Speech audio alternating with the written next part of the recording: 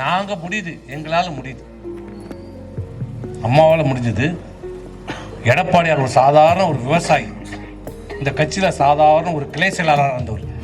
இந்த கிராமத்தில் ஒரு கிளை செயலாளர் இருக்கிறதுல அது மாதிரி இந்த கட்சியில் 72 சாதாரண ஒரு கிளை செயலாளர் இருக்கும்போது இந்த கட்சியினுடைய பொதுச் செயலாளர் ஆடுவோம் முதலமைச்சர் அவர் நினைச்சாரா?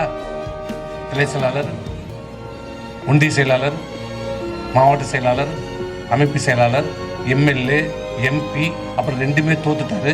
எந்த கட்சியில் எல்லா பதவியும் எடுத்துட்டாங்க, எந்த பதவியுமே இல்லை. 2011 திருப்பூர் எம்எல்ஏ, மந்திரி. அம்மா இறப்புக்கு பிறகு இன்னைக்கு தமிழகத்துடைய முதலமைச்சர் சாதாரண ஒரு விவசாயி, கிளைக்கழகத்துடைய செயலாளர், தமிழகத்துடைய முதலமைச்சராக, அனைத்து இந்திய அண்ணா திராவிட முன்னேற்ற கழகத்துடைய பொதுச் செயலாளராக இன்னைக்கு இருக்கிறார். திமுக நடக்குமா? தயவு செய்து சிந்தித்து பாருங்க. திமுக நடக்குமாமா? நாளைக்கு உன் புள்ள கூட திமுக அண்ணா திமுக வந்து சேர்ந்தா நாளைக்கு எம்எல்ஏ ஆகலாம், எம்பி ஆகலாம், மந்திரி ஆகலாம், ஏன் முதலமைச்சரா கூட ஆகலாம். அவன் தலையெழுத்து நல்லா இருந்தா யாரும் தடுக்கும். அண்ணா திமுக நடக்கும். யாருனாலும் வரலாம். திமுக வர முடியுமா?